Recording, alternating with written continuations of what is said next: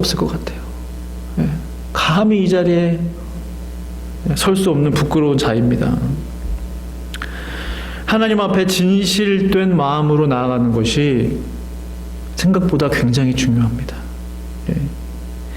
하나님 이렇게 말씀하셨어요. 이사야 29장 13절에 이 백성이 할 때 저와 성도님들 포함되죠. 이 백성이 입으로는 나를 가까이하며 입술로는 나를 공경하나. 입으로는 나를 가까이한대요. 입으로는 나를 공경한대요. 그러나 그들의 마음은 내게서 멀리 떠났나니 그들이 나를 경외함은 사람의 계명으로 가르침을 받았을 뿐이라. 이게 무슨 말이죠? 마음은 이미 멀다 이거예요. 이 부부들이 계신데 아시잖아요. 정말 이 사람이 날 사랑하는지, 입으로만 사랑하는지 금방 알아요. 살다 보시면. 우리 하나님은 얼마나 그걸 잘 아시겠어요.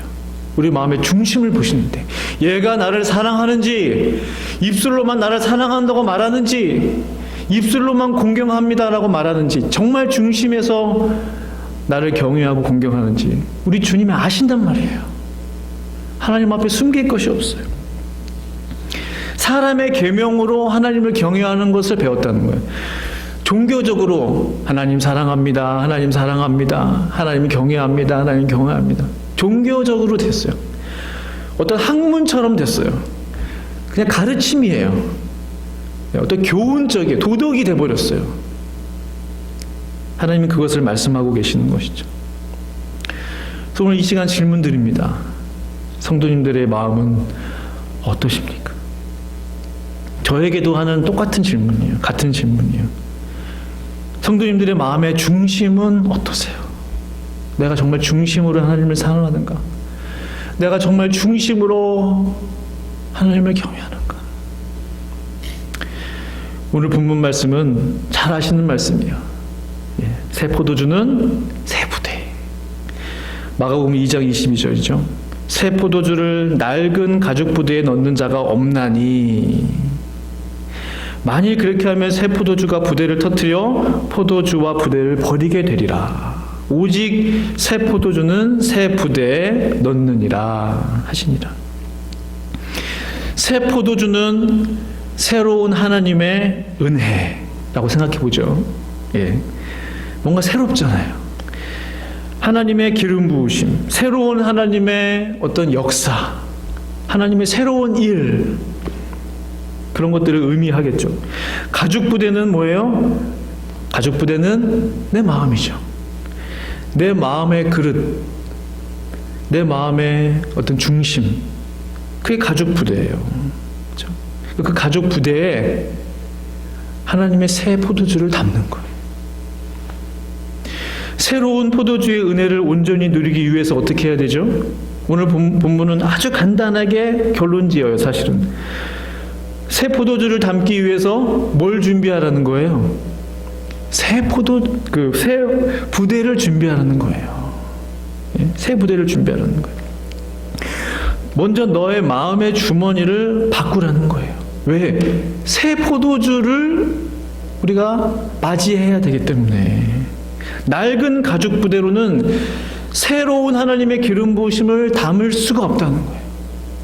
하나님의 그 엄청난 기름 부으심과 하나님의 은혜와 능력을 우리가 담아내려면 헌 걸로 되겠습니까? 막 구멍 나고 그런 걸로 되겠어요? 근데 중요한 건요, 낡은 가죽 부대에서 육신적으로 우리의 겉모습을 의미하는 게 절대 아닙니다. 오해하시면 안 돼요. 나이의 많고 적음을 이야기하는 것이 아니에요. 성경을 잘 이렇게 보시면 그렇지 않다는 거죠. 고린도후서 4장 16절 말씀 보시면요, 그러므로 우리가 낙심하지 아니하노니 우리의 겉사람은 낡아지나. 그렇죠? 고린도후서 4장 16절인데요. 우리의 속사람은 날로 새로워지도다. 그렇죠? 우리의 겉사람은 낡아져요. 우리의 겉사람은 후패해요. 그렇죠?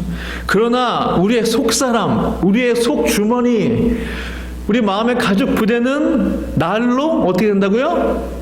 새로워지도다. 아멘.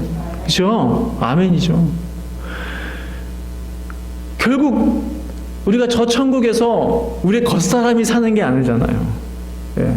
그런 얘기 들어보셨죠? 천국 가면은 우리의 몸이 완전히 가장 건강하고 젊을 때의 모습으로 우리가 부활하잖아요. 예? 장애인도 없잖아요. 늙은이도 없잖아요. 가장 젊을 때, 가장 예쁘고 아름다울 때 우리 권사님들 힘내시기 바랍니다. 늙은 모습으로 꼽은 할머니도 천국 가는 게 아니에요. 주님 이게 아니고 가장 젊고 힘 있을 때. 그렇죠? 우리의 속사람은 날로 새로워지는 거예요. 예? 그러니까 우리의 부대를 바꾸라는 얘기는 우리의 마음을 날마다 새롭게 하라는 거예요. 매일매일 새 부대를 우리가 이제 바꿀 수 있다는 거죠. 날마다 우리가 새로워질 수 있기 때문에. 이름이 바뀐다고 새로워질까요? 아니죠. 예. 어떤 뉴스 보면 어떤 사기꾼들은 이름을 막 개명을 해요. 예? 김영자라고 했다가, 그죠? 예? 무슨 박인신이라고 했다. 이름을 바꾸지만 그 사람은 그 사람이에요. 그 범죄자는 여전히 범죄자예요. 사람이 바뀐다고 갑자기 모든 것이 새로워지지도 않습니다. 장소가 바뀌고 환경이 바뀐다고 해서 절대로 새로워질 수가 없어요. 하나님의 은혜의 포도주는 시대를 초월하여 어제나 오늘이나 영원토록 동일합니다.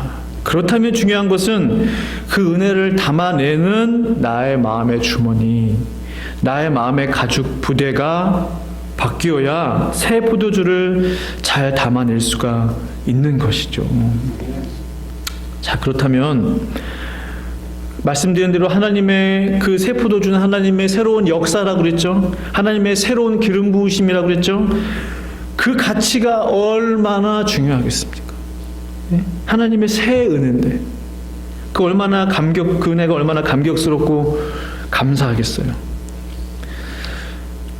제가 몇 달 전에 기도하는 중에 갑자기 하나님은 제 마음 가운데 이렇게 그림들을 탁탁 떠오르게 하실 때가 있어요. 말씀도 떠오르게 하시고 어떤 그림도 떠오르게 하시고. 근데 그런 그림이 기도 중에 간절히 기도하고 있는데 제 마음에 그려지는 거예요. 하나님 앞에 저의 주머니를 이렇게 올려드리는 거예요. 이렇게. 주님, 뭔가 이제 그릇이겠죠? 또 주머니. 제가 주님께 이렇게 말했어요. 하나님, 저에게 새로운 기름 부으심을 주시옵소서. 하나님, 저에게 새로운 하나님의 말씀에 능력을 주세요. 이대로는 안 됩니다. 하나님, 저를 써주시옵소서. 그런 기도를 드리면서 주머니를 올려드렸어요. 근데 제가 주머니를 이렇게 보게 됐어요. 어떤 주머니인가? 그 주머니를 자세히 보니까 구멍이 난 주머니였어요. 깨끗한 주머니가 아니었어요. 튼튼한 주머니가 아니에요. 헐고 구멍나고 더러운 거예요. 제가 그런 주머니를 하나님 앞에 올려드리면서 하나님 새 은혜를 주세요 하고 있는 거예요. 얼마나 제가 부끄러웠는지 몰라요. 거룩하신 하나님 앞에 하나님의 그 존전에 나아가서 은혜를 구하고 있는 제 모습, 빵꾸난 그 주머니를, 네? 우리 주님께서 아무 말씀 안 하시고 저를 물끄러미 이렇게 보시는 것 같았어요. 그 눈빛을 제가 읽을 수가 있었어요. 바로 제 입에서 회개가 나오더라고요. 주님, 잘못했습니다. 이 더러운 주머니를 가지고 와서는 하나님의 거룩한 은혜를 구하고 있다니요. 하나님 앞에 너무 미안하고 죄송했어요. 내가 하나님을 도대체 뭘로 생각했는가? 얼마나 제가 그 앞에서 울었는지 몰라요. 하나님이 무조건 나를 사랑하신다고 해서 무조건 하나님 앞에 달려갈 수 있는 게 아니에요. 옛날 같으면 다 죽었어요. 그렇죠? 성경 아시잖아요. 감히 하나님 앞에 나아갈 수 없었어요. 우리는. 하나님 무조건 예수 그리스도의 그 사랑 때문에 나를 사랑해 주시고 기다려 주신다고 해서 내가 우리 하나님을 너무나 경시했어요. 너무 무시했어요. 구하기만 하면 다 주십니까? 무조건 달라고만 하면 우리 주시면 무조건 여기 있다고 주십니까? 우리 주님은 깨끗하지 못한 마음에 절대로 당신의 귀한 진주를 주시는 분이 아니세요. 준비된 자에게 은혜를 주세요. 그리고 더 준비되면 더 주세요.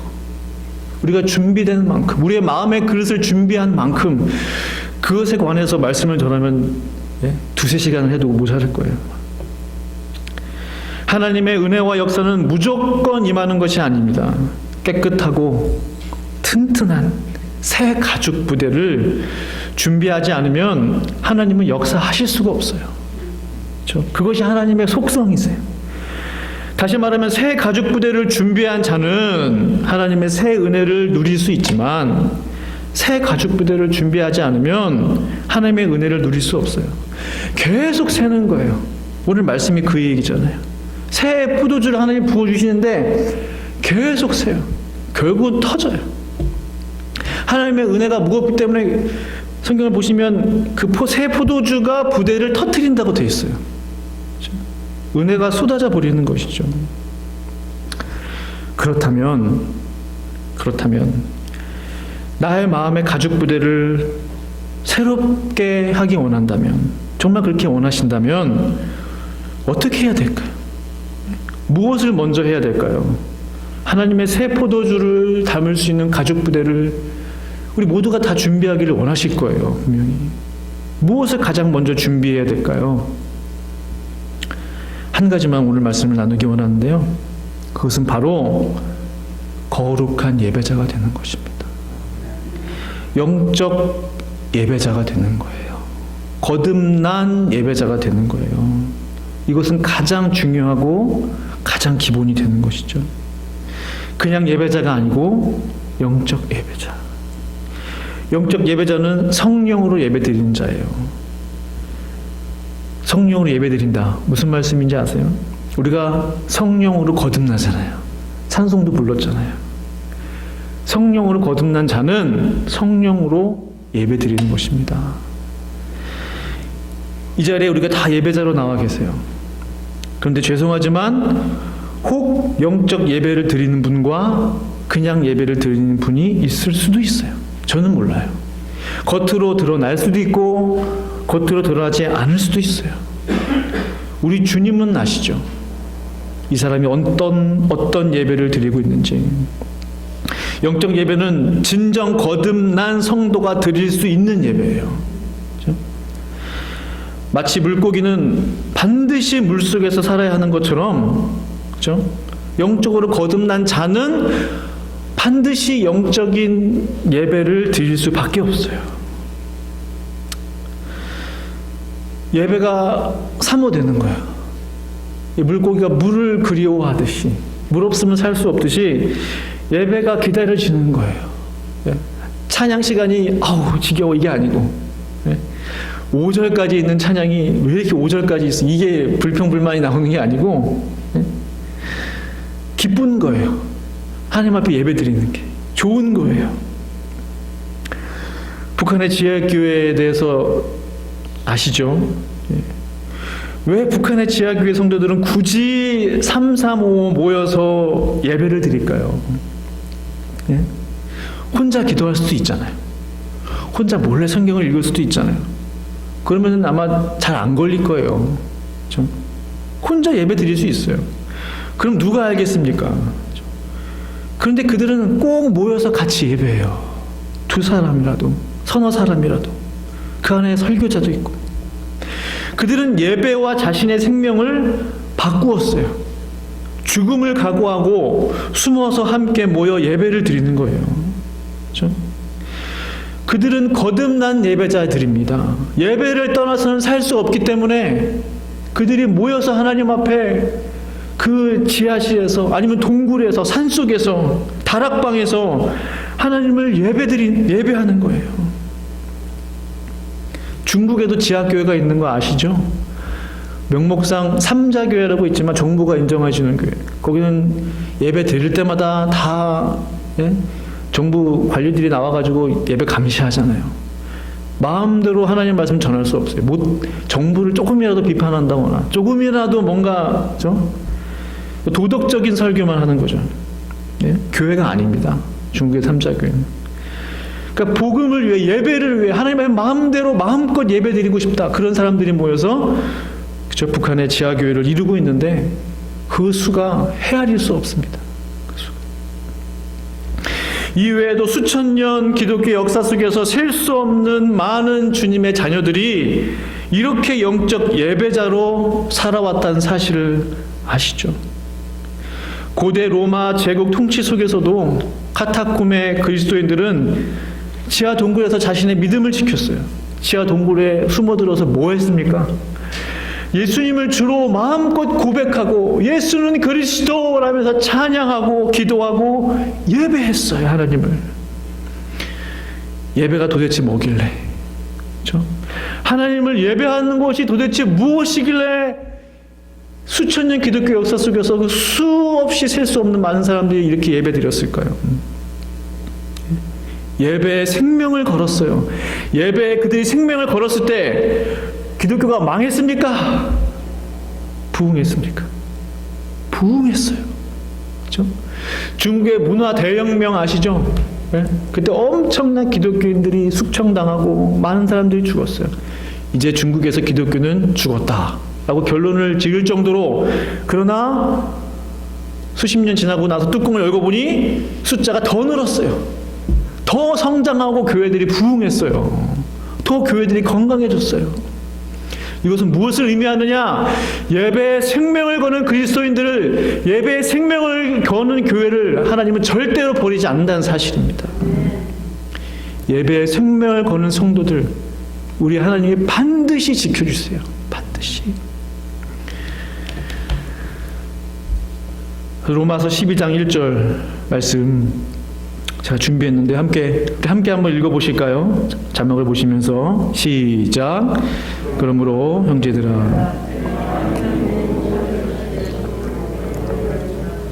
너희 몸을 하나님이 기뻐하시는 거룩한 산 제물로 드리라. 이는 너희가 드릴 영적 예배니라. 아멘. 말씀을 잘 보시면 너희 몸을 하나님이 기뻐하시는 산 제물로, 거룩한 제물로 드리라. 과거 구약시대의 예배는 제물을 드리는 제사였어요. 잘 아시죠? 하나님께 제사 한번 드리려면 얼마나 번거로운지 모릅니다. 힘도 들어요. 근육 운동 많이 했을 거예요, 제사장들이. 그 큰 소, 양을 막 잡으려고. 혹시 소나 양을 잡아본 적 있으세요? 혹시 닭이라도 닭 잡아보세요. 없으시고요. 살아있는 짐승 죽이는 게 쉽습니까? 어렵습니까? 예? 죽는다고 고래고래 소리 지르고 짐승들도 그러잖아요. 이게 얼마나 힘든 일인지 몰라요. 제사 한번 드리려면. 구약시대의 제사장들은, 저 같은 사람들은 하루 종일 제사 제물 잡느라고 손이며 얼굴이며 옷에 피가 튀고, 더 이상 말하지 않아도 아시겠죠? 예? 정신적으로 정말 힘들었을 거예요. 육체적으로도 노동이고 중노동이에요.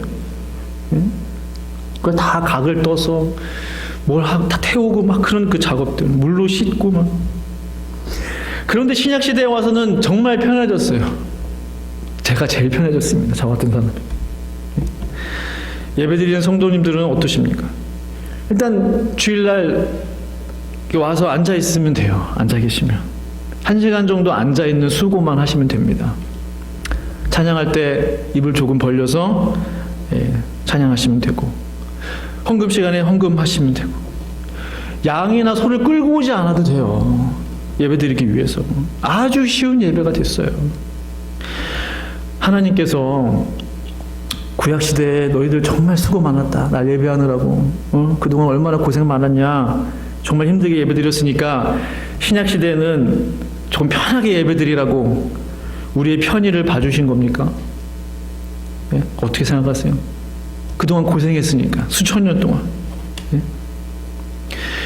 예수님께서 짐승처럼 십자가에서 찢기시고 피 흘리신 희생을 우리는 예배 시간 한순간도 잊어서는 안 됩니다.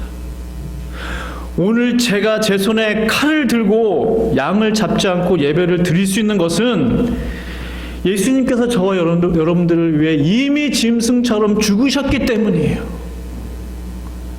저 십자가가 그것을 보여주잖아요. 예? 구약시대 성도들보다 예배에 대한 더 큰 의무와 책임이 있어요. 구약시대는 짐승이 죽었지만 신약시대는 하나님의 아들 예수님이 죽으셨어요. 예? 예수님이 친히 희생 제물이 되셨어요. 사실은 하나님 아버지께서 예수님을 직접 죽이신 것과 마찬가지예요. 죽도록 내버려 두셨기 때문에. 과거에는 짐승들이 제물이 되었지만 예수님께서 친히 희생 제사 제물의 모델을 보여주신 거예요. 그래서 오늘 말씀에 이제는 너희가 산 제물이 되어서 하나님 앞에 예배드리라는 거예요. 너희 몸을 하나님이 기뻐하시는 거룩한 산 제물을 드리라. 갑자기 우리가 어떻게 산 제물을 드려요? 너희를 위해 먼저 죽으신 하나님의 아들 예수 그리스도를 보라는 거예요. 아, 우리가 따를 모델이 저분이시구나. 하나님의 아들 예수님은 자신의 몸을 찢으셔서 정말 산 제물이 되셔서 하나님을 예배하겠구나. 우리가 그 길을 따라가는 거잖아요. 그 예배가 지금 이 예배 시간이잖아요. 한 가지 더 말씀을 드리면 하나님께서 모세를 이스라엘 백성들에게 보내신 이유가 뭐였습니까? 잘 아시죠? 하나님께서 모세 보고 모세야 이제 이스라엘 백성에게로 가라. 이집트로 가라. 당연히 이스라엘 백성들을 구원해 내기 위함이셨어요. 그렇죠? 출애굽시키기 위함이었어요. 왜 출애굽시켰습니까? 왜? 가나안 땅으로 인도하기 위해서. 그렇죠? 잘 알고 있어요. 그럼 왜 가나안 땅으로, 젖과 꿀이 흐르는 땅으로 왜 가나안 땅으로 인도하셨어요? 무엇을 위해서? 궁극적으로 무엇을 위해서였어요? 무엇을 위해서였죠? 예배를 위해서였어요. 출애굽기 5장 3절 말씀 보시면 그들이 이르되 히브리인의 하나님이 우리에게 나타나셨은즉 우리가 광야로 사흘길쯤 가서 우리 하나님 여호와께 제사를 드리려 하오니. 그렇죠? 하나님이 이스라엘 백성들을 출애굽시키신 이유, 이스라엘 백성들을 바로의 손에서 구원해내신 이유는, 궁극적인 이유는 이스라엘 백성들로 하여금 예배자로 삼기 위함이셨습니다. 그들을 예배자로 부르셨어요. 마찬가지로 하나님께서 우리를 영적 죄악이 만연한 이 세상에서, 이집트와 같은 이 땅에서 우리를 구원해 주신 이유는 무엇입니까? 그것은 바로 하나님을 예배하는 예배자로 삼기 위함이셨어요. 나를 구원해 주신 이유, 천국 가게 하기 위해서. 맞습니다. 그 전에 하나님을 예배하도록 하기 위함이셨어요. 이 사실을 아십니까? 예배가 나의 삶의 일부분이 아니라는 거예요. 하나님을 예배하는 삶이 나의 삶의 전부라는 겁니다. 그렇죠? 하나님을 예배하는 삶을 이 땅에서 살다가 천국에서도 하나님을 예배하고 찬양하는 거예요. 이 땅에서는 가볍게 캐주얼하게 하나님을 예배하다가 천국 가서 갑자기 거룩해져서 짜잔 하면서 거룩한 예배자로 변신